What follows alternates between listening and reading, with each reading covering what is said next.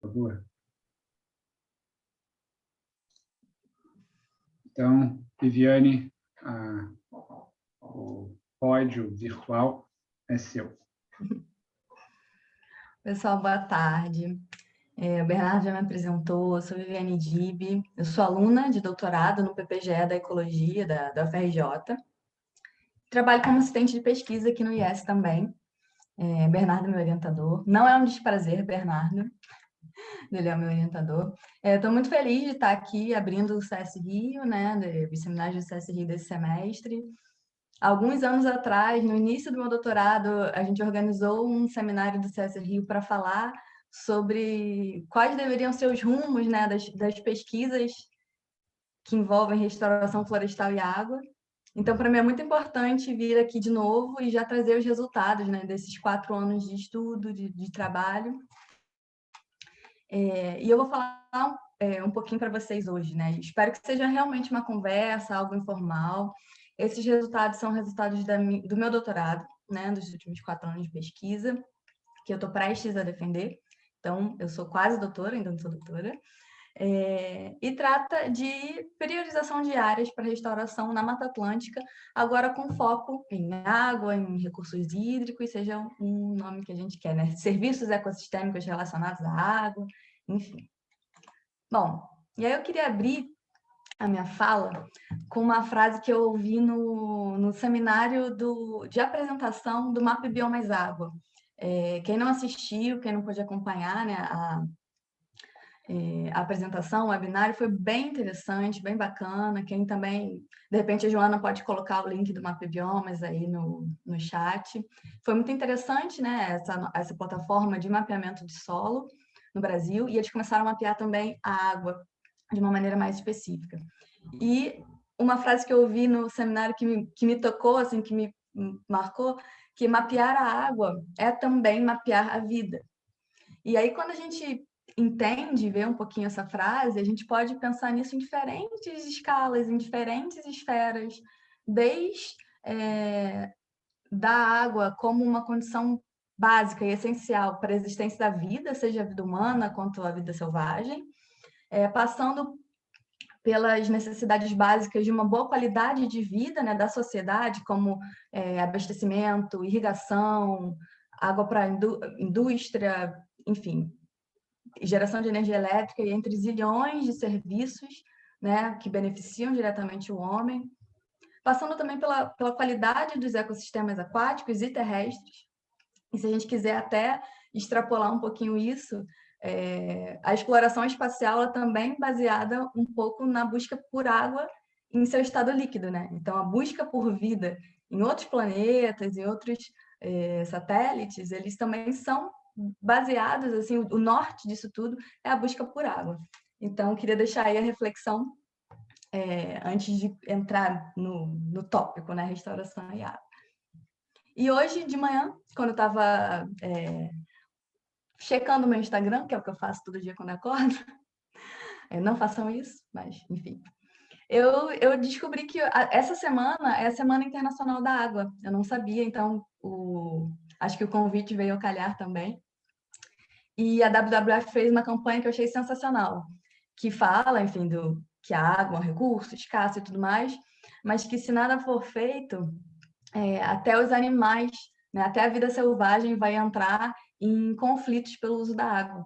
Então, não só a sociedade, né, mas também a vida selvagem. É aqui, não sei se está dando para ver exatamente, mas tem a girafa e o elefante brigando por uma garrafinha de água que está aqui no chão. Bom, e aí, entrando no tema, né, da conversa, do bate-papo de hoje, que é a restauração, visando a melhoria, né, na provisão de recursos hídricos, na qualidade da água e tudo mais. A restauração, e aí isso eu aprendi lá nas aulas do Bernardo de Ciências da Sustentabilidade, aqui na PUC também, é que a restauração de ecossistemas é um cross-cutting instrument. O que é isso? Né? A restauração de ecossistemas ela atende a diversas agendas da sociedade, né, da atualidade, como os objetivos do desenvolvimento sustentável, né, múltiplos objetivos do desenvolvimento sustentável. Eles são beneficiados pela restauração de ecossistemas, a degradação de ambientes, as agendas climáticas, as agendas da biodiversidade. Então, todos eles são atendidos, digamos assim, pela restauração de ecossistema. Então, é o famoso pau para toda obra, né? Então, a gente não precisa usar essa expressão em inglês bonita, já que a gente tem em bom português o pau para toda obra, e literalmente, se a gente estiver falando de restauração florestal, e aí é mais pau para toda obra ainda.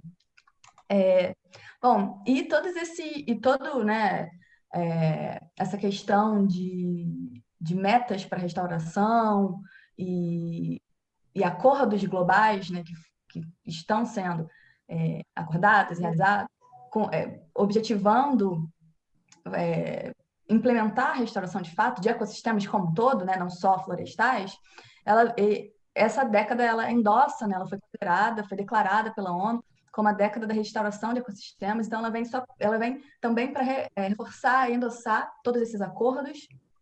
E eu achei bem bacana também que esse assessment sobre os acordos, né, os compromissos globais de restauração, que foi publicado no passado, ele calculou mais ou menos, se você se juntar todas as intenções nacionais, globais, dentro e fora do desafio de Bonn Challenge.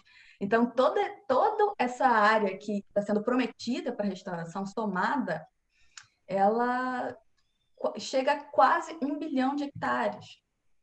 Então, é realmente muita coisa. E a gente sabe também que, além dos múltiplos benefícios que a restauração traz para a sociedade e para a vida selvagem, tem também as relações de perde-ganha, né? Os famosos trade-offs, entre, por exemplo, a produção de alimentos, a própria ocupação humana do território, né? A habitação.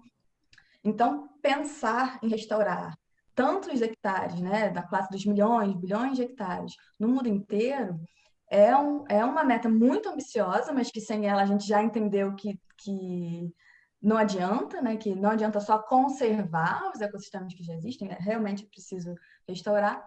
Mas para isso, inúmeras atividades, né? Atitudes têm que ser realizadas para que isso realmente vire realidade. E uma delas, não a mais importante, mas talvez o primeiro passo, né? Um dos primeiros passos para que isso aconteça é, de fato, o planejamento espacial. Então, a gente pode até falar de planejamento espacial em diferentes escalas também. Aqui eu estou mostrando a figura do artigo do Bernardo, que saiu ano passado, falando do planejamento espacial global, então indicando áreas prioritárias em todo o mundo para serem restauradas, mas a gente pode trazer isso para um plano nacional, regional, como a gente vai falar aqui hoje, né, sobre a Mata Atlântica, e até em escala de bacia hidrográfica, em escala de município, né, e tudo mais. E a gente falou um pouco dessas metas globais, a gente também tem as nossas metas de restauração, né, a meta nacional de aproximadamente 12 milhões de hectares, que é um compromisso do Brasil tanto com esses acordos globais, como, por exemplo, o Desafio de Bonn e o Acordo de Paris, como também o Plano AVEG, que é né, o Plano Nacional de Recuperação da Vegetação Nativa, e também metas regionais, como, por exemplo, as estipuladas pelo Pacto da Mata Atlântica, que vem realizando um trabalho maravilhoso de conservação e restauração e monitoramento da restauração da Mata Atlântica. E a gente acaba sempre falando da Mata Atlântica, né, da restauração da Mata Atlântica, porque no Brasil é um dos biomas, né, dos ecossistemas com maior oportunidade, com maiores oportunidades de restauração.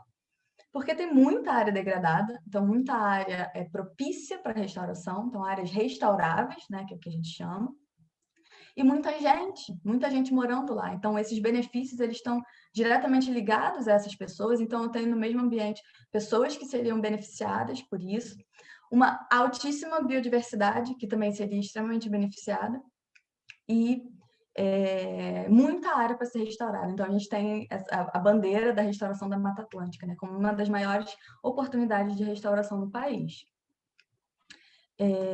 Bom, e como eu falei, que já existem esforços para a priorização de áreas de forma global, né, priorização de áreas para restauração, também já foram feitos esforços também pela equipe do IES, também outras publicações já foram feitas de diferentes grupos, tentando identificar áreas prioritárias para restauração na Mata Atlântica, né? Isso já foi feito, já não é tão novidade assim.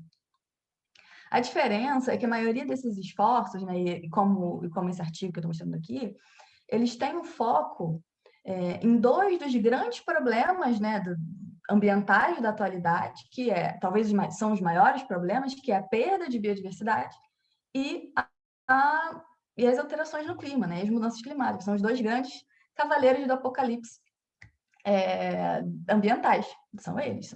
Biodiversidade, mudanças no clima, e é lógico, né, é um pouco óbvio que eles guiem essa priorização de áreas para restauração.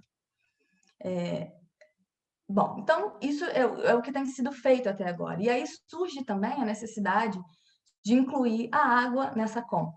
Priorizar a restauração não somente para focando, né, em biodiversidade, em sequestro de carbono, mas também em recursos hídricos. Por quê? Porque quando essa priorização ela é feita com foco em um objetivo e depois em outro, a gente consegue entender diferenças espaciais, né? Então, alguns lugares eles são mais propícios a determinado benefício e outros para outro. Óbvio que sempre que houver uma restauração baseada em conservação da biodiversidade, para conectividade, né, de fragmentos e tudo mais, isso também vai estar gerando benefícios para sequestro de carbono, para melhoria da qualidade da água e muitos outros benefícios que a gente poderia citar aqui.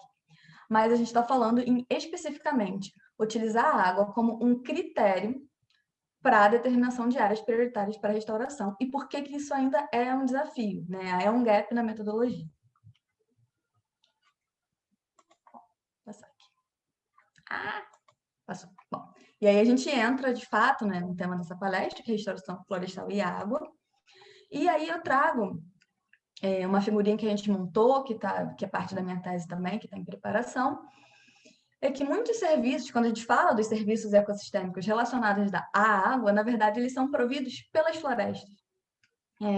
Então, tanto pela floresta em pé e até mesmo pelas áreas restauradas, né? Então, aqui nessa figura eu destaco aqui uma bacia que foi restaurada e alguns processos que podem acontecer, né, em decorrência dessa restauração, como, por exemplo, a melhoria na recarga de águas subterrâneas, né, já pensando numa escala local, a melhoria da qualidade da água, a redução da erosão e do assoreamento de rios, a regulação do fluxo, a mitigação de enchentes, né? E pensando numa escala um pouco maior, né, saindo um pouco dessa escala de bacia e expandindo um pouco essa escala espacial, a gente tem também que a geração de nuvens, né, e o aporte de umidade na atmosfera realizado pelas plantas, ele vai ser transportado, né, com o vento para outras áreas, e também e isso vai favorecer a ciclagem de chuva, né? A vegetação ela é parte do ciclo da água, né? Muitas vezes, quando a gente trabalha com modelos matemáticos, modelos hidrológicos, o ciclo da água, ele na verdade é encarado como um fluxo e não como um ciclo, né? Então, a continha ela não completa essa interface da recarga de águas subterrâneas e da interface ambiente terrestre com ambiente atmosférico, dificilmente é incorporada nos modelos hidrológicos, né? Devido, obviamente, à complexidade disso tudo. Bom, e aí a gente chega a uma pergunta. Então, a gente pretende identificar áreas prioritárias para serem restauradas com foco em água, uma vez que a gente sabe todos os benefícios que a restauração florestal pode trazer para a água. E a gente chega nesse questionamento. Então, mais florestas, mais árvores, necessariamente está relacionado com mais água? E aí a gente também se depara, né, com essa revisão que foi publicada em 2017 pela Solange Filoso, lá no início, né, no primeiro ano do meu doutorado, mostrando que na grande maioria dos trabalhos realizados, nos trabalhos que foram incluídos, né, nessa pesquisa de revisão sistemática, na verdade, a restauração florestal ela diminuiu a quantidade de água. Então, aqui no mapa, quem já assistiu as minhas palestras, os meus seminários, eu sempre uso esse mapa, porque ele realmente é um marco, né, para essa revisão sistemática, ela foi realmente um marco, para a gente entender um pouco melhor essa relação e ter mais noção da complexidade dessa relação. Então, os pontinhos rosa são as amostragens que foram feitas, os exercícios, né, os estudos que ela buscou, que a Solange buscou para fazer essa revisão, e os gráficos de pizza são a resposta da produção de água em relação à restauração. Em vermelho são dados onde essa resposta foi negativa. Então, eu tenho muito mais pizzas formadas por partes vermelhas do que verdes. Então, essa foi a conclusão desse estudo. Obviamente, esse estudo tem vários poréns, né, apontados no próprio estudo pela Solange. Mas, de fato, as florestas elas podem reduzir a produção de água local, já que elas interceptam, consomem e exportam água para a atmosfera. Isso é natural, isso faz parte, né, do ciclo da água e da relação da vegetação com a água. E esses processos, eles formam a base, né, para a maioria dos estudos empíricos ou baseados em modelos matemáticos que relacionam a restauração florestal com a redução da produção de água. Então, isso de fato acontece, não é muito bem uma problemática. Então, a gente chega em algumas conclusões a partir disso, né? Por que a gente vê esses resultados tão assim expressivos? E aí a gente vai discutir. E também por que é difícil essa relação de priorização de água, priorização de restauração para aumento ou melhoria da provisão de água, já que indicar áreas com déficit hídrico como áreas prioritárias para restauração de maneira direta, ela pode não ser a melhor solução. Ela precisa ser repensada, né, pensada com mais cautela. Então, alguns caminhos, né, que a gente pensou, a gente trouxe a Solange, a gente trouxe vários pesquisadores, porque em nenhum momento a gente estava, quando a gente começou esse estudo, né, pensando que restauração florestal seria um problema para a água. A gente, na verdade, queria fazer tudo de maneira correta, o mais próxima da realidade possível.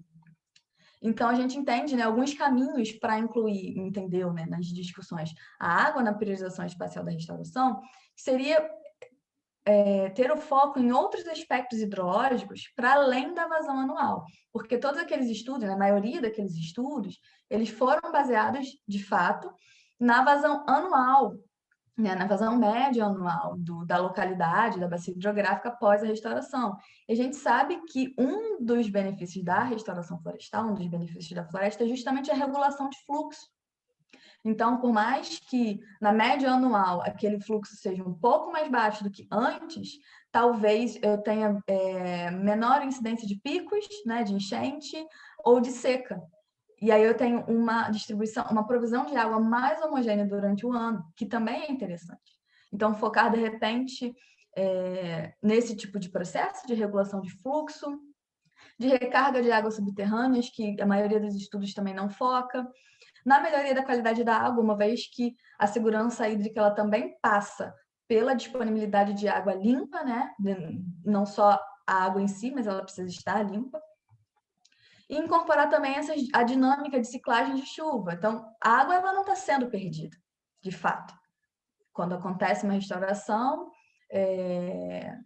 em escala local, obviamente, essa água pode estar indo para a atmosfera, por conta da evapotranspiração, mas ela está, de fato, indo para algum outro lugar, para alguma outra bacia, por conta das transferências atmosféricas. Então, incorporar, saber de onde a chuva vem, para onde a chuva vai, também seria extremamente interessante para ajudar nesse processo, né, para ajudar nesse entendimento e priorização, para realizar a priorização de áreas.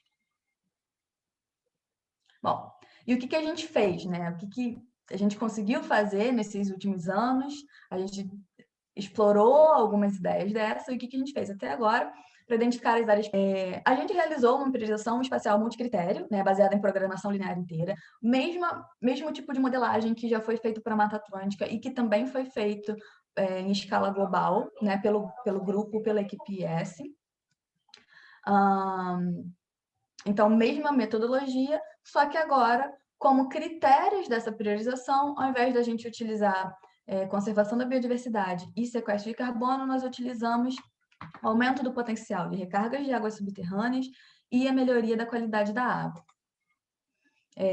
E além desses critérios, obviamente, nós utilizamos o custo associado à restauração, da mesma forma que foi usado nas outras priorizações, uma vez que a gente precisa colocar na conta também, literalmente, quanto custa para ser restaurado, né, para implementar a restauração, e também entender e considerar que áreas extremamente produtivas, né, que são produtivas para a agricultura, para a pecuária, para a silvicultura, elas não são áreas tão interessantes para serem destinadas à restauração. E quando a gente faz isso, a gente evita conflitos também pelo uso da terra. Bom, e também definimos uma meta que é de aproximadamente 5 milhões de hectares, uma meta geral, né, para a gente definir essas áreas prioritárias, que é baseada nos débitos de reserva legal do bioma. A gente tem, para a Mata Atlântica, né, os dados de débito de reserva legal e também os dados de débito de áreas de preservação permanente, né, dos APPs. Nós não utilizamos os dados de APPs, apesar de ser, obviamente, de serem áreas extremamente importantes para a qualidade de água e para diversas características, né, de recursos hídricos, nós não utilizamos os débitos de APPs, porque as APPs elas já são demarcadas, né, no território. Elas não precisam dessa inteligência espacial para serem demarcadas. As reservas legais não, elas podem, esse débito de reserva legal pode ser compensado, por exemplo, em outra propriedade. E aí é interessante ter essas áreas demarcadas. Então, a priorização feita, né, desenvolvida pelo grupo, ela consiste em 5 etapas. Então, a primeira é a definição de metas, né, dos alvos de restauração, que foi o que eu falei aqui, sobre a questão dos débitos de reserva legal. Definir os critérios de otimização, que no caso eu estou falando de recarga de águas, de qualidade de água, de custos. E depois a gente passa, que aí é a parte que do meu trabalho, né, foi a parte mais desafiadora, que é preparar a base de dados, né, e o desenvolvimento das superfícies espaciais que representem o ganho em benefícios relacionados à água em resposta da restauração florestal. Então, a gente precisa disso espacialmente explícito para que o modelo, né, para a gente alimentar o modelo matemático, e ele entenda quais são, no espaço, né, quais são os pixels que vão favorecer mais determinado benefício que a gente está abordando. Então, depois disso, a gente, obviamente, desenvolve, né, a gente implementa a modelagem espacial, isso vai gerar cenários, diferentes cenários que a gente vai quantificar custos e benefícios, né, provisão de benefícios e custos em cada um cenário, e chegar a um cenário que a gente chama de compromisso, que é o cenário que pode apresentar maiores benefícios, de acordo com os benefícios que a gente está abordando, obviamente, ao menor custo possível. Então, é esse balanço. Bom, e aí entram a boa parte do meu trabalho, né, dentro do IS, que foi desenvolver as superfícies espaciais para a água. Uma delas é o índice de recarga de água subterrânea, que foi baseado em 7 parâmetros, né, parâmetros que são conhecidamente são características que influenciam a recarga, né, que melhoram ou dificultam a recarga, que seria a inclinação do terreno, o tipo de relevo, a precipitação, né, dados de precipitação anual, de sazonalidade da precipitação, então não só o valor médio, né, anual, o tipo de solo, porque diferentes tipos de solo vão implicar em diferentes capacidades de infiltração, retenção de água no solo e tudo mais, o conteúdo de argila no solo, que também é importante, né, para essas dinâmicas de infiltração e percolação da água, e, por fim, o uso e cobertura da terra. E é através dessa camada, né, de uso e cobertura da terra que a gente pode criar, por exemplo, cenários de restauração e depois calcular o índice novamente e ver a diferença entre atual e restaurado, ou business as usual e restauração, e conseguir entender, né, a partir daí, quanto que melhorou, digamos assim, ou quanto que aumentou esse potencial de recarga após a restauração.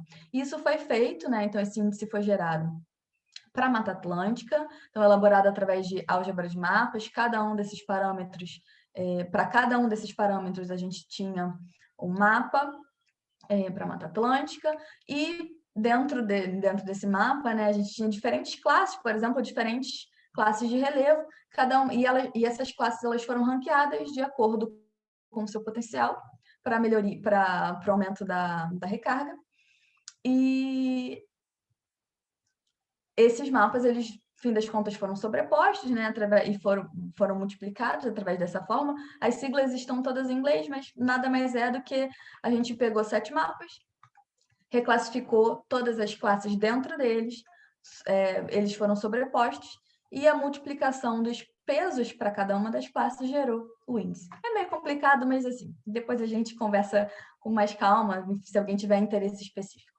Não vou me prender muito também esses detalhes, mas aqui, basicamente, a espacialização desse índice, as áreas em vermelho são as áreas com maior potencial de recarga, e a gente vê aqui áreas interessantes, como, por exemplo, a região hidrográfica do Paraná, que fica em cima ali do aquífero Guarani, e outras áreas também de importância. Bom, e o que a gente fez para gerar a camada que de fato alimentava o modelo, né? A gente calculou o potencial, né, o índice para um cenário atual, para um cenário potencial, que seria simulando a restauração de todas as áreas restauráveis da Mata Atlântica, e a diferença entre eles, dividido pelo percentual de área restaurável em cada pixel, ele representa o aumento do potencial de recarga em resposta à restauração florestal. Mais ou menos isso, mas depois a gente pode falar com mais calma. Para a qualidade da água, foi feito de maneira muito semelhante. A diferença é que a gente desenvolveu para a Mata Atlântica um índice de pegada hídrica antrópica na qualidade de água, que foi a minha parceria com a equipe da King's College London, né, utilizando esse modelo, que é o WaterGold, desenvolvido pelo meu orientador de lá, o Mark Mulligan. E a pegada hídrica, ela é representada pelo percentual de água que escoa por áreas potencialmente poluidoras, que seriam áreas urbanas, áreas de mineração, de pasto, agricultura, sobre o total de água que escoa pela bacia de drenagem até um ponto específico. Como assim, né?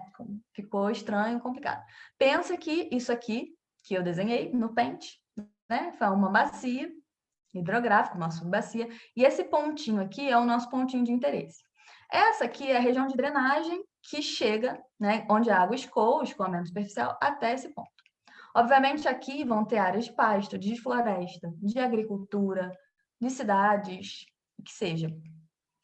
Então, o WaterRoad, né, um modelo hidrológico, ele calcula a quantidade de água que cai nessa bacia, escoa para cá até esse ponto, e a pegada hídrica antrópica ela é calculada de acordo com o percentual de área considerada poluidora sobre o percentual total de áreas. Então, aqui as áreas vão ter áreas naturais, áreas antrópicas.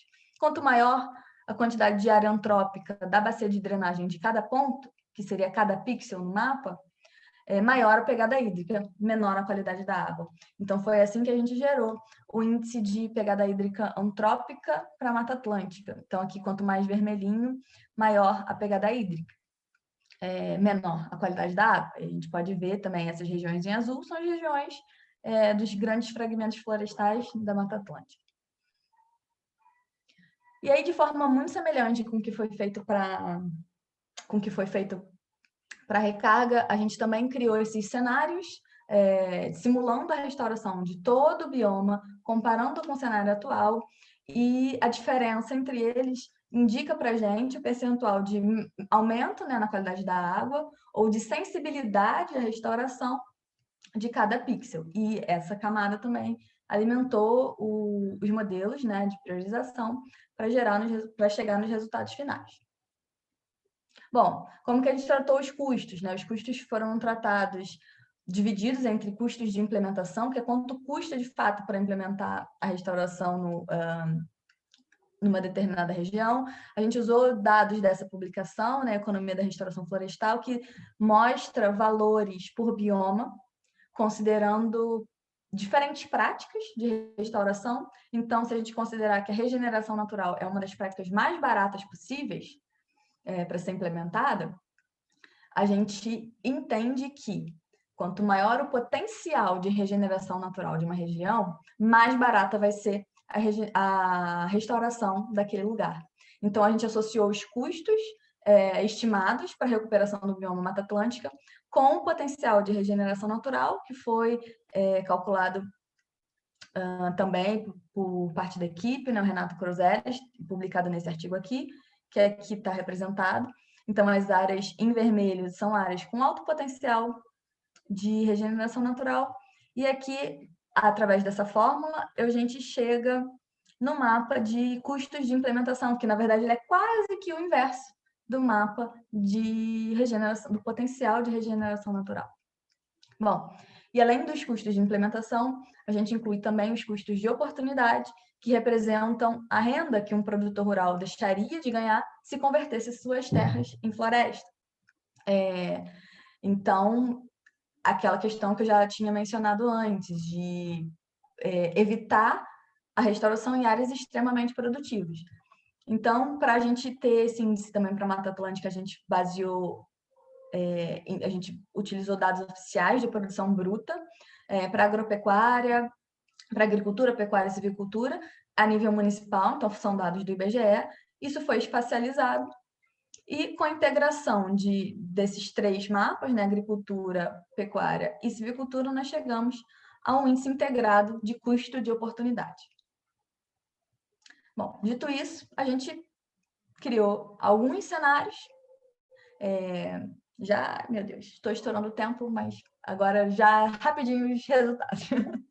Alguns cenários para comparar e quantificar custos e benefícios, que seria um cenário controle, onde a distribuição uniforme da restauração, ou seja, não priorização espacial, só que baseado na mesma meta, né, de 5 milhões de hectares. Soluções individuais, priorizando apenas um dos benefícios ou custos por vez. E por que isso é importante? Porque quando a gente prioriza apenas um benefício, todas as áreas, as principais áreas, né, serem restauradas, elas vão ser buscadas lá no mapa de acordo com o aumento, né, com a resposta daquele benefício. Então, o potencial máximo, por exemplo, de recarga de água subterrânea, ele vai ser dado pelo cenário que envolve somente a priorização do critério de recarga. Nós fizemos também cenários com ambos os benefícios, né, sem os custos, tratando de qualidade e recarga, e cenários multicritérios, que envolviam benefícios e custos ao mesmo tempo. Bom, e aí, chegando nos resultados, né? Esse aqui é o mapa final, considerando o aumento no potencial de recarga, considerando somente o aumento do potencial de recarga. Então, a melhoria do potencial de recarga para esse cenário ela é 3,5 vezes maior do que o cenário controle, porém, ele custa aproximadamente 121 bilhões de reais, se a gente pensar em restaurar toda essa área. Esse é o cenário de melhoria na qualidade de água, então a gente já consegue ver uma diferença grande nas regiões mais prioritárias, considerando os dois benefícios, e a gente está falando de dois benefícios relacionados à água, então imagina se a gente quiser considerar diferentes critérios na mesma priorização, né? Tem esse trade-off espacial, não tem jeito. É um cenário um pouco mais barato, custa aproximadamente 107 bilhões, e tem uma melhoria na qualidade da água que é quase 2 vezes maior que o cenário controle.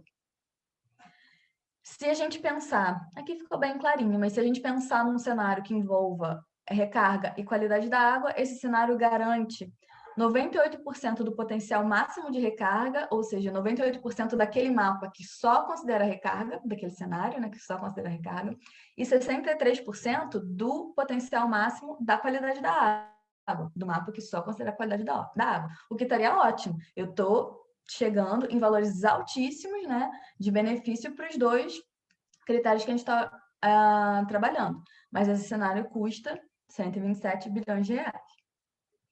Quando a gente fala num cenário que envolve só redução de custos, ele já tem um ganho, né, ambiental bem menor, bem inferior para os dois benefícios que a gente está tratando aqui. Então, ele só garante apenas 26% do potencial máximo de recarga e 50% do potencial máximo de qualidade de água, mas ele é o mais barato de todos, obviamente, custando 62 bilhões de reais. E aí, para a gente chegar no cenário compromisso, a gente calcula, a gente pega a provisão de benefícios, né? Esse percentual de benefícios para a qualidade para recarga, para a qualidade da água, joga esses pontos, né? Todos esses cenários numa curva e tenta entender qual deles tem a solução mais balanceada, que envolva custos. Então, aqui na lateral tenho, quanto mais vermelhinho, mais caro, e a cor dos pontos significa isso, e que tenha uma provisão de benefícios também suficiente. Aí aqui alguns cenários estão marcados, né? Então, por exemplo, esse aqui é o cenário que envolve apenas custo, ele é o mais barato, mas ele também, aquele que eu apresentei, né? Ele é fraco do ponto de vista ambiental. Esse cenário aqui é o cenário que prioriza a recarga e ele é um dos mais caros, então ele está bem vermelhinho. E a gente faz esse balanço, esse trade-off e chega no cenário compromisso, que seria esse aqui apontado da seta. E esse que eu estou mostrando agora também, o cenário compromisso, ele garante 67% do potencial máximo de recarga, 57% do potencial máximo de melhoria da qualidade da água, custando 74 bilhões de reais. E aí, passando rapidamente, que já estourei muito o meu tempo, a gente consegue entender padrões espaciais distintos para cada critério, né? Então, que mostra esse grau espacial. Áreas mais importantes para recarga, né? Que são as áreas mais para o sul, mais ali perto da área da bacia do Paraná, são áreas mais caras. Então, esse foi o cenário mais caro de todos. O cenário que considera apenas custos, ele é fraco, entre aspas, né? Na provisão de benefícios. Mas quando os custos e benefícios são considerados juntos, para o nosso cenário compromisso, é possível uma economia de até 53 bilhões de reais, né? Com uma provisão substancial de benefícios, o que de fato viabiliza a restauração, o que de fato contribui para que essas metas de restauração, para que todos esses hectares de áreas restauradas sejam de fato atingidos. Algumas limitações do estudo, até o último eu botei 3 pontinhos, porque a gente vai poder discutir sobre isso, mas sejam gentis. Que esse estudo que a gente realizou, se vocês bem observarem, ele não considera a localização dos beneficiários. Então, a gente entra aqui até na discussão entre serviços ecossistêmicos potenciais e realizados. Né? Realizados são aqueles que chegam de fato, que eles são utilizados pela população. E no meu trabalho, como a gente não tem ainda, de repente, uma camada que indique onde estão as pessoas que vão ser beneficiadas por esses serviços, talvez eu esteja falando apenas dos serviços ecossistêmicos potenciais, que já é realmente um bom começo, porque, afinal de contas, a gente não está falando, né, e voltando um pouco lá no início, na ótica de que a restauração e a melhoria dos recursos hídricos, elas não atendem somente a população, a sociedade, elas também são extremamente necessárias para a saúde dos ecossistemas e para a viabilização da biodiversidade aquática, terrestre e tudo mais. Esse estudo, diferente dos estudos realizados para biodiversidade e carbono, ele não quantifica os benefícios em valores absolutos. Ele dá, como a gente está trabalhando com índice, eu posso te dizer que esse cenário é 2 vezes, 3 vezes melhor que o outro, mas eu não posso te dizer quantos metros cúbicos de água foram recarregados. Não sei se posso usar essa palavra, mas exatamente a quantidade de água que aumentou, que diminuiu, ou quanto de fósforo na água, ou o índice de fato de qualidade da água que diminuiu. Eu tenho sempre que comparar, né, com algum outro cenário. Ele não considera dinâmicas de ciclagem de chuva, algo que a gente tentou incorporar no meu doutorado, mas não deu tempo. Não considera projeções também de mudanças climáticas. E é isso, como essa metodologia ela é altamente customizável e ela está sempre em evolução, são coisas que a gente pensa, né, focar para os próximos trabalhos. Bom, e como o Bernardo falou, né, esse trabalho ele é como se fosse de pronto uso, né, para apoiar a tomada de decisão. Então, ele serve para auxílio, elaboração de planos de recuperação de bacias hidrográficas, de identificação de áreas para PSA hídrico, por exemplo, identificação de áreas para compensação em processos de licenciamento ambiental, diminuição de conflitos pela terra, incentivo ao cumprimento, né, da Lei de Proteção da Vegetação Nativa, incentivo também ao alcance dos Objetivos do Desenvolvimento Sustentável, e todas aquelas metas que eu falei antes, né, globais e nacionais, sobre restauração. Então, eu abro agora para perguntas.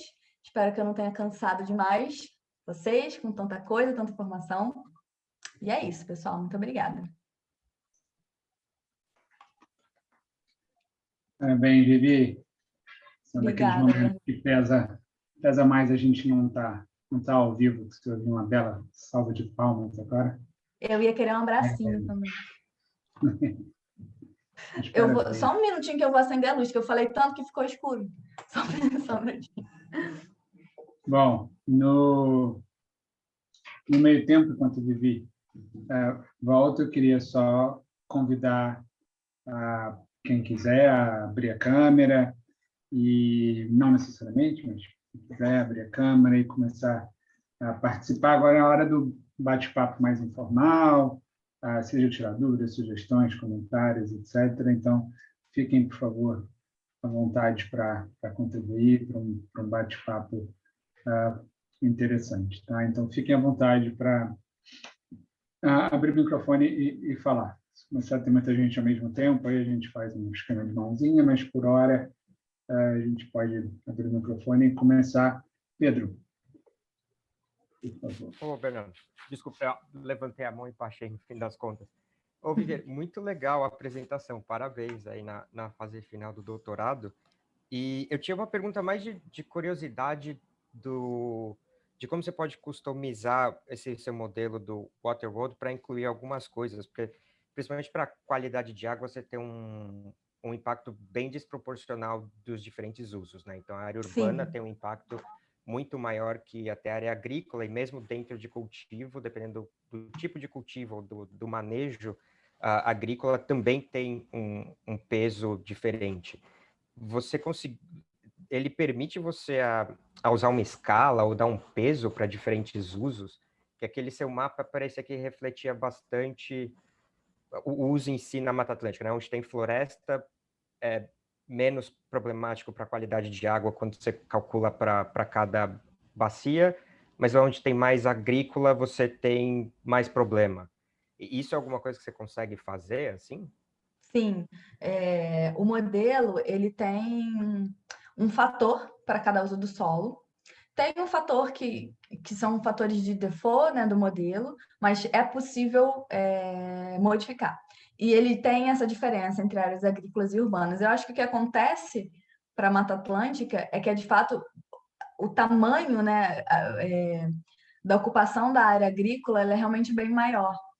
Então, por isso que talvez o mapa fique com aquela impressão. Mas a gente pode conversar mais especificamente sobre isso, até para saber se os parâmetros que eu coloquei, eles estão de acordo, né? Assim,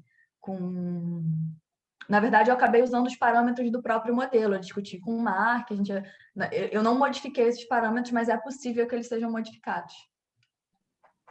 Legal, valeu.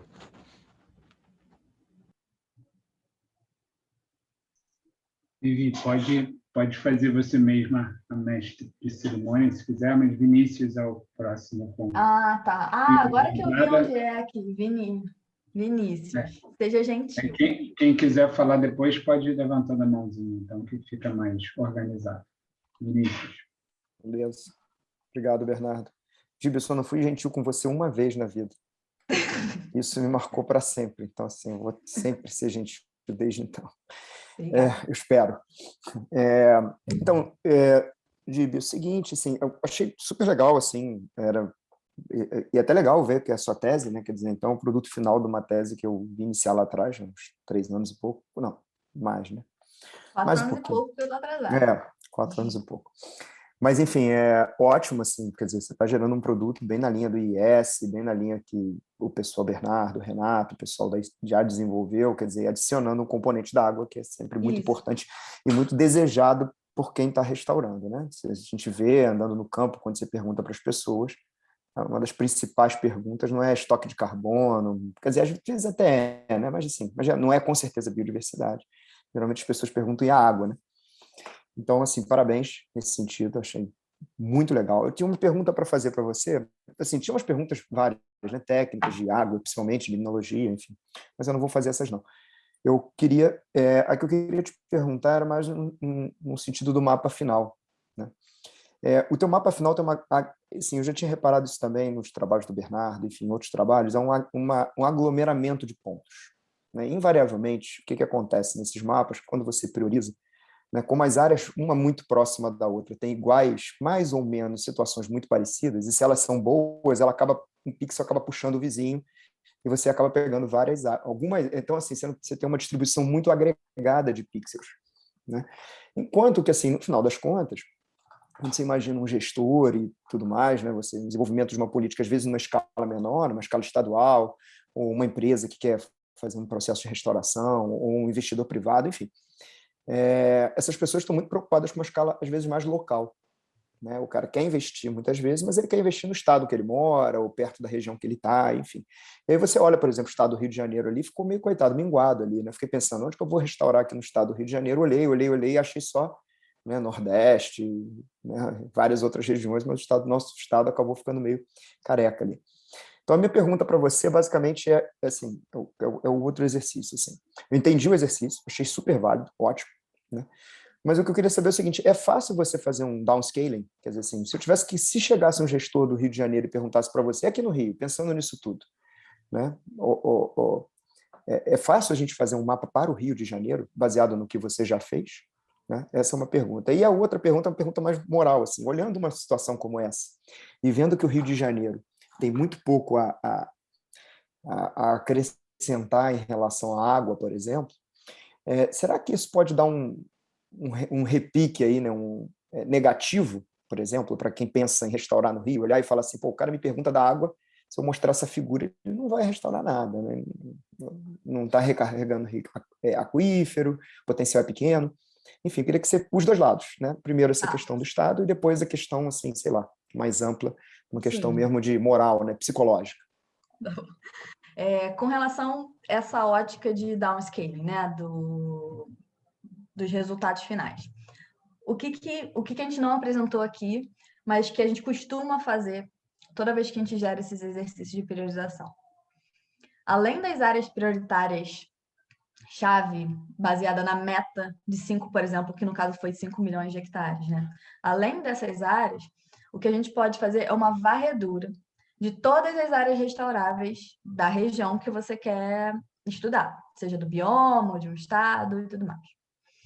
Então, com essa varredura, é como se fosse todos os pixels que estão dentro de áreas de agricultura, de pasto, de silvicultura, enfim, áreas restauráveis, eles tivessem um ranking de importância, enfim, né, o quão mais importante é ou não para aquele benefício.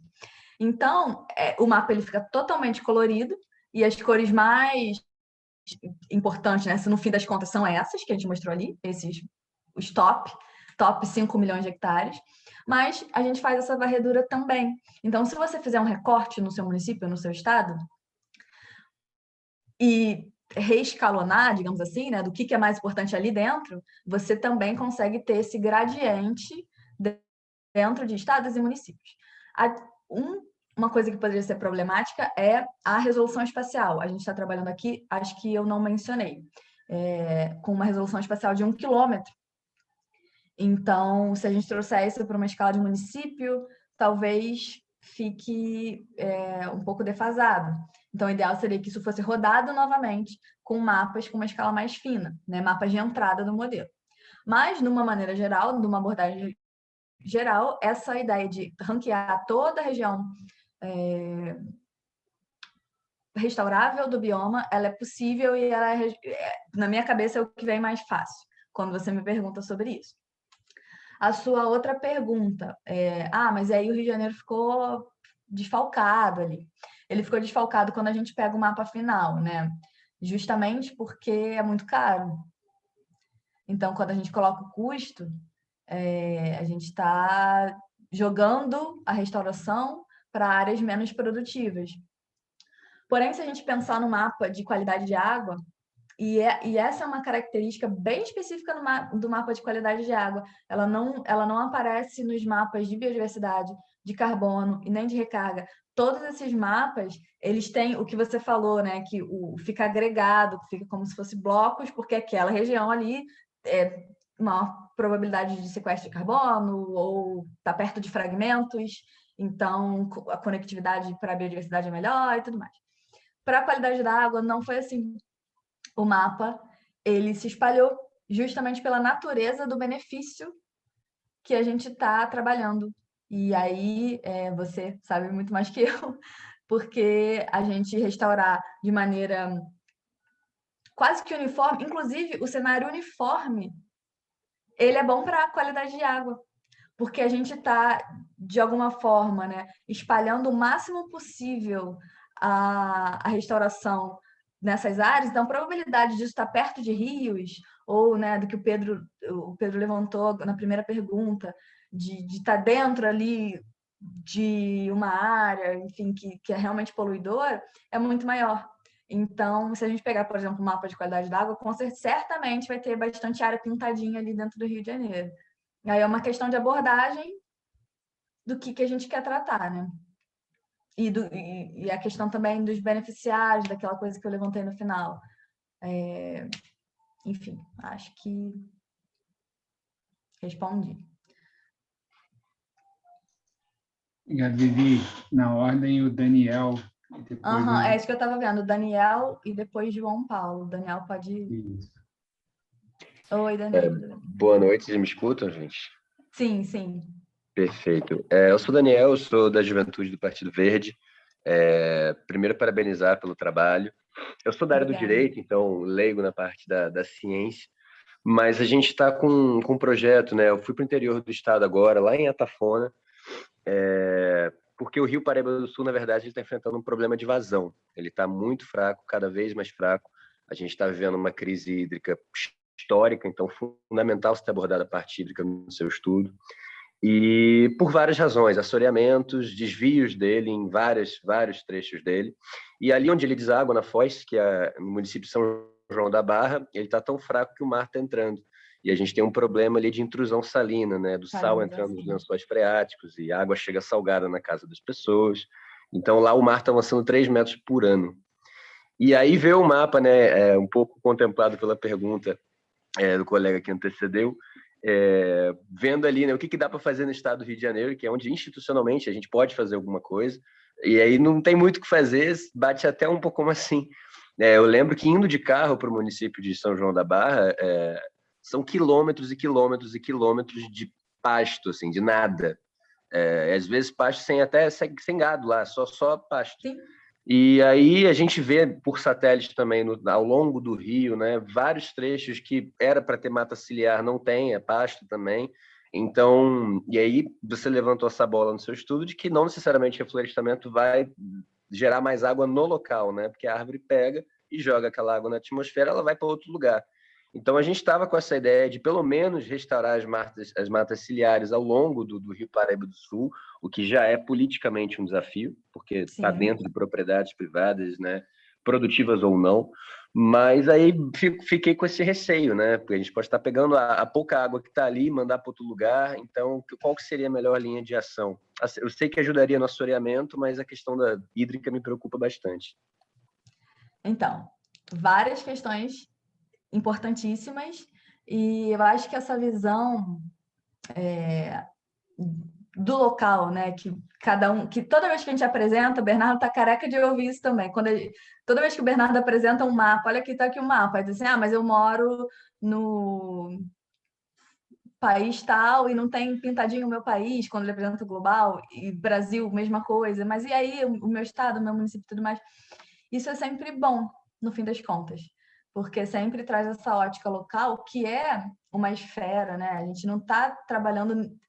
É porque existem várias camadas ou várias esferas de estratégias diferentes. E a gente está falando da Mata Atlântica inteira, então onde seria melhor estrategicamente, pensando nisso. E aí a gente faz a lupa, né, por uma região que você apontou e que está na mídia, e que está acontecendo, e que não tem mata ciliar, e é crise hídrica e tudo mais. Então, tem alguns aspectos aí.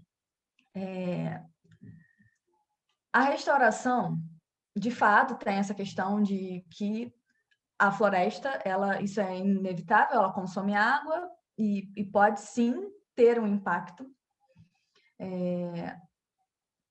Por outro lado, as matas ciliares, e aí é importante dizer, de novo, eu acho que eu mencionei, mas que nesse estudo eu não considerei as áreas de APP, então não estou considerando matas ciliares. Então, isso tudo que eu falei é além das matas ciliares que já, por lei, precisam ser restauradas. Então, a gente parte por aí. Então, o seu raciocínio foi isso mesmo. Várias regiões ali que poderiam ser beneficiadas pela restauração das áreas de proteção permanente. Quando a gente pensa na questão dos reservatórios, no abastecimento de água, né, de uma região tão importante, a restauração ela é uma das soluções, né, a restauração florestal, a conservação de vegetação nativa, ela é uma das soluções num complexo de estratégias e manejo e gestão da água. É igual quando se fala da gestão da energia sem falar da gestão da água. No Brasil, que a gente usa água para caramba para gerar energia elétrica. Então, existem várias esferas também de gestão que não vão ser atendidas com a restauração florestal. A restauração florestal ela é uma entre inúmeras estratégias que vão ser necessárias para esse tipo de situação. Crise hídrica em São Paulo, Rio de Janeiro, sem precedentes. E é isso. Sinceramente, restaurar a mata... Aí é a minha opinião. Restaurar a mata ciliar, esperando que isso vá trazer mais água de um ano para o outro, numa escala tão grande, com uma demanda de abastecimento de água tão grande, com desvio, como você falou, né? Desvios de curso e manejo ruim dos reservatórios, não adianta, né? Não vai atender agora. Então, tem que ser todo Aí, a minha opinião também, eu não trabalho com gestão de bacias e nem com essa gestão estratégica, né? De reservatórios e tudo mais. Mas eu vejo a restauração florestal como uma pecinha nesse quebra-cabeça. Não sei se eu te deixei mais confuso, mas acredito... Não, é basicamente o esperado, é um fator, né? É um dos fatores pelo qual passa a solução. E tinha uma dúvida de um colega, até gringo, né, que botou aqui no bate-papo, que você considerou no seu estudo que as áreas de reflorestamento necessariamente seriam áreas improdutivas ou que custariam. Isso fez diferença no cálculo do custo final, né? E aí a gente tem todo esse papo da agricultura sintrópica, das agroflorestas, de você poder manter um sistema produtivo e tendo floresta também. Como é que essa dinâmica entrou no seu estudo ou não entrou no seu estudo? Não entrou, infelizmente não entrou. Não sei se a Fernanda está aqui na sala, se ela tivesse, ela com certeza ia levantar a mãozinha. Fernanda é uma das nossas colaboradoras do Instituto que trabalha especificamente com agrofloresta. A gente tem uma linha de pesquisa bacana também com a agrofloresta. Eu convido você para dar uma olhada nos projetos, mas, de fato, nessas camadas, né, com essa resolução também que eu falei um pouco com o Vinícius, com essa resolução espacial de 1 quilômetro, cada pixel, né, cada unidade de trabalho dessa coisa tem 1 quilômetro quadrado, a gente não trabalhou com sistemas agroflorestais. Mas, quando a gente volta para uma escala mais micro, a gente também pensa não só aonde vai ser restaurado, mas que estratégia vai ser utilizada para a restauração. E os sistemas agroflorestais já são reconhecidamente estratégias importantes para a água, porque ao passo que eles aumentam a infiltração da água, eles também não têm uma cobertura florestal tão densa que faça com que essa água seja totalmente jogada, estou falando assim, em termos bem gerais, né? Que use tanta água, que tenha tanta evapotranspiração como um sistema florestal, por exemplo. Então, pensa que a gente tem um sistema só de eucalipto numa ponta, que está ali, que é quase um canudinho jogando água na atmosfera, um sistema de árvores nativas, com uma diversidade de árvores maiores no meio, e um sistema agroflorestal, que tem toda essa diversidade e que a densidade das árvores ela é um pouco menor. Então, tem trabalhos que mostram que esse balanço entre infiltração e evapotranspiração, para você chegar num ponto ideal que favoreça a quantidade de água, você tem que ter uma densidade mediana de árvores para isso acontecer. E aí, mas aí depende do regime de chuvas, do ambiente, do tipo de solo, de milhões de coisas. Mas já se fala nisso. E já se fala que os sistemas agroflorestais, eles são próximos a essa realidade. Perfeito, perfeito. Era só isso. Eu super aceito o convite. Depois me passa, né? Onde eu entro em contato com vocês para saber mais. Tem interesse, sim. Tá. Viviane, João, eu ia pode falar. fazer só também um adendo aqui quanto à questão do Daniel. Acho que ele vai se interessar também, acredito.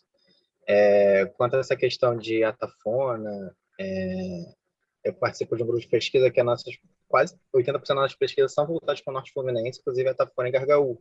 E a gente trabalha exatamente com essa crise sedimentar e geomorfológica costeira que tem ali. Então, talvez seja muito interessante. Se você quiser, claro, entrar em contato com a gente, eu posso mandar o contato.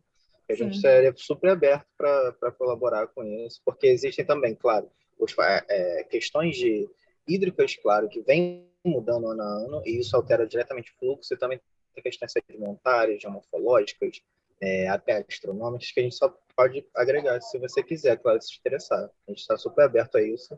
Nosso orientador passou a vida dele trabalhando, pesquisando aquela área, mais de 20 anos, então ele é muito entusiasmado também.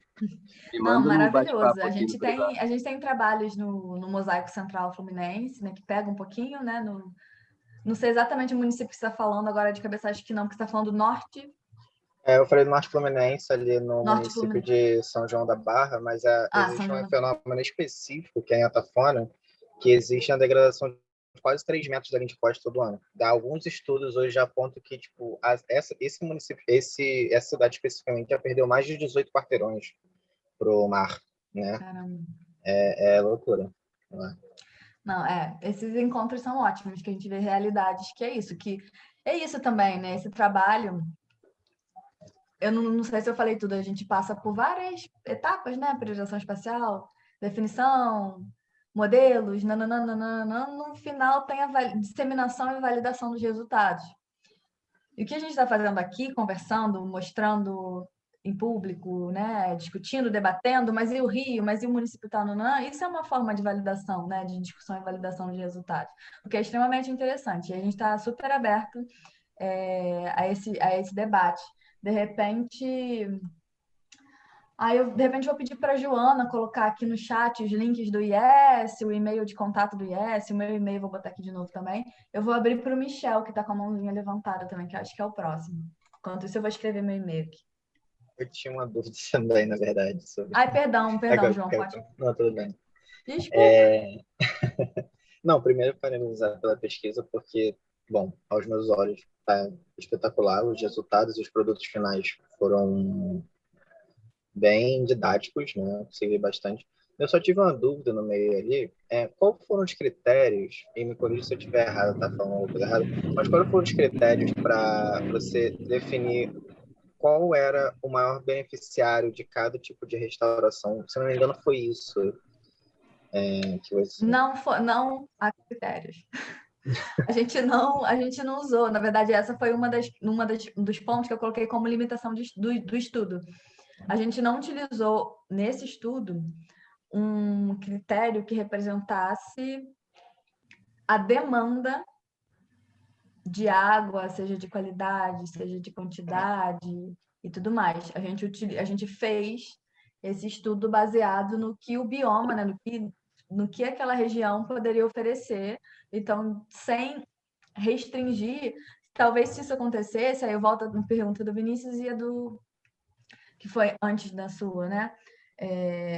Se a gente coloca, de repente, o usuário final, a gente aproxima do estado do Rio de Janeiro, do estado de São Paulo, alguma coisa nesse sentido. Mas o primeiro exercício realmente não teve essa abordagem. Obrigado. Então, Michel, que está com a mãozinha levantada. Pode. Olá, tudo bom? Sou Michel. Oi, tudo bom? Ou Tauan, como o Daniel me conhece. O Daniel está trabalhando junto comigo em alguns projetos localizados aqui do Rio Paraíba. E eu gostei muito da pergunta que ele fez também, porque ele fez exatamente a pergunta que eu ia fazer. Era em relação Sim. Em relação a rodar esse algoritmo, né, considerando não a regeneração natural, mas outros tipos de regeneração. E assim eu quis perguntar assim para você se é público esses dados, isso é acessível, de forma que eu tive por muito tempo, eu estou trabalhando agora com automação de maquinário para agrofloresta, pensando na baixar os custos de implementação. E nesse sentido, eu tive vislumbrando um mapa igual ao que você fez, mas a regeneração não seria regeneração natural, mas um manejo agroflorestal. Então, considerando os benefícios do manejo agroflorestal, a produção, quanto que gera de renda o manejo agroflorestal, para um produtor produzindo basicamente a mesma coisa ou algo parecido, e poder gerar, então, um mapa.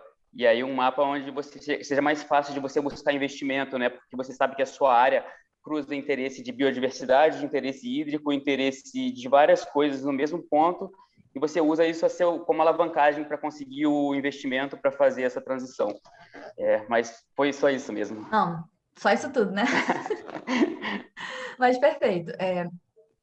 Primeiro, assim, não sei se talvez eu não tenha deixado tão claro. A gente não está considerando só a regeneração natural. O que a gente considerou foi áreas onde o potencial de regeneração natural é maior, seriam áreas mais baratas para serem restauradas. Então, elas foram, de alguma forma, priorizadas. Toda vez que o critério custos entrava na jogada, ele puxava, entre aspas, né, falando em bom português, para regiões onde o potencial de regeneração é mais alto, pensando no custo de implementação. Só que a gente não definiu que a regeneração natural seria a estratégia utilizada para isso. A gente só pensou, bom, tem custos mais baratos e mais caros. A gente pegou os dados daquela publicação, né, da economia da restauração dos ecossistemas, e viu, bom, na Mata Atlântica os custos variam de X a Y. X é quando a gente está pensando numa regeneração, né, condução ou regeneração natural num ambiente propício, e Y a gente está pensando no plantio total de mudas, num lugar que está longe de fragmentos, onde não tem chuva de sementes, onde não tem, de repente, o solo está muito degradado, então esse é o mais caro. Aí a gente tem mais barato e mais caro. Aí a gente fez uma média com esses valores, ponderada pelo potencial de regeneração. Então, foi assim que a gente chegou nesses custos. Esses valores dos custos, se eu não me engano, eles já foram publicados para a Mata Atlântica no artigo, porque já foi publicado um artigo de priorização de áreas para a Mata Atlântica, né? Que é aquilo que eu falei, que envolvia biodiversidade e carbono, sequestro de carbono. O mapa de a gente não, talvez no material suplementar, mas eu acho que não tem o mapa. Você quer o mapa de custos? São dados interessantes, né, para se ter, para pensar em montar um quebra-cabeça. Sim, não, a gente pode, depois você me manda, eu botei meu e-mail aqui no negócio, porque porque esses dados eles já foram publicados. Eu não sei se o mapa está disponível, mas aí a gente conversa e dependendo do que for, a gente pode fazer um recorte, enfim, e compartilhar esses dados. Legal. Você me fez sobre combinar diferentes benefícios e você ter uma região que é o que a gente costuma de falar, que é a região que são as joias da coroa, né? Que são áreas onde são boas para água, carbono, biodiversidade, fogo, coração, né? Tudo Capitão junto. Planeta. Capitão Planeta, exatamente. E então, assim, esse exercício que eu apresentei, né? Ele aborda a metodologia da água e a gente já realizou o exercício conjunto, que é o exercício multicritério. E tem já a publicação, a gente já publicou um sumário, né, para políticas públicas na Mata Atlântica, considerando água, carbono, biodiversidade e benefícios socioeconômicos, que seria geração de renda na região também da Mata Atlântica e na região da Amazônia. Posso também enviar para vocês, esses estudos já estão disponíveis no site do IES. Legal. Pode baixar lá e tudo mais, aí você vai ver direitinho. Aqui, o meu doutorado, enfim, o meu trabalho foi especificamente com as camadas de água, eu estou apresentando aqui só a camada de água, mas no fim das contas, essas camadas de água, elas vêm, como o Vinícius falou lá no início, né, para agregar aos outros critérios e fazer essa priorização multicritério. Só que pensando também por um lado, quanto mais critérios que você coloca num exercício como esse, mais difícil fica para achar áreas que vão atender a todos os critérios ao mesmo tempo. Então acaba ficando, né, calma, podemos trabalhar com multicritério, que é o que já é feito, né, no Instituto, a gente já trabalha com isso, mas às vezes a gente realiza um exercício e quando a gente coloca, né, quando a gente acende todos os critérios ao mesmo tempo, o mapa fica meio de calma. Vamos analisar isso com mais calma, vamos ver que pesos que a gente pode dar para cada um desses critérios para que isso fique mais factível, né, mais homogêneo. Entendi. Legal. Não, respondeu muito bem a minha pergunta. Eu vou te mandar depois um e-mail, de repente tentar algum dado ou outro que seria interessante, mas obrigado. Nada, imagina. Não vejo mais mãozinhas levantadas.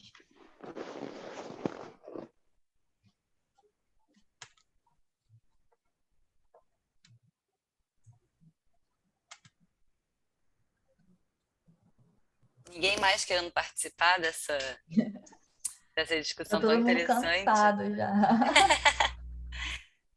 Mas também você já deixou o seu e-mail, né, Viviane, no chat. Sim, meu e-mail está aqui. Eu vi que a Joana colocou o link para a gravação, o site do IES, o Instagram do IES, e-mail para contato do IES também. Então, se for alguma dúvida mais geral com relação aos estudos do IES, pode mandar para o contato ou mandar para o meu e-mail. Tudo bem, não tem problema nenhum que a gente converse.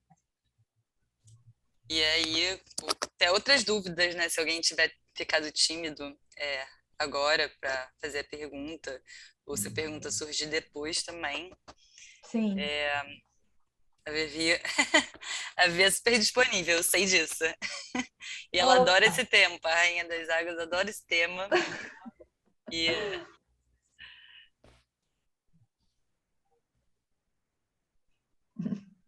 Pessoal, obrigada. E no fim das contas, essa foi quase que uma prévia da minha defesa de doutorado, então eu usei vocês, brincadeira.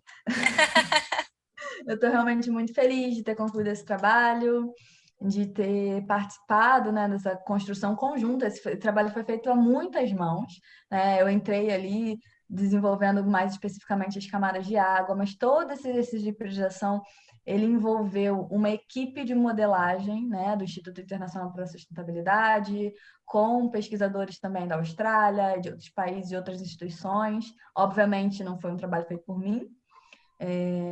E o Bernardo, acho que, não sei se o Bernardo já saiu, se ele está aí, mas ele, obviamente, é o fio condutor, né, para a realização desse trabalho, mas tem muita gente envolvida nisso. Eu queria agradecer a todos eles e a todos vocês também pela paciência, pelas perguntas, pela discussão.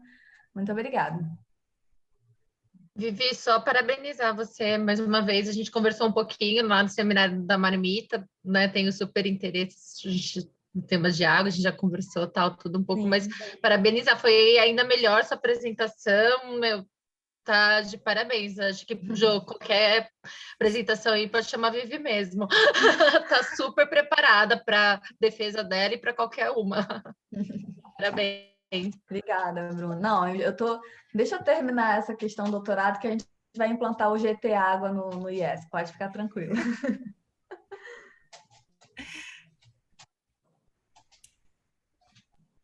Muito Ô, legal, Vivi, gente. Então, se não temos mais perguntas por hora, não quer dizer que seja por hoje, é no futuro. Eu agradeço muito a participação de todos aqui hoje, toda a contribuição.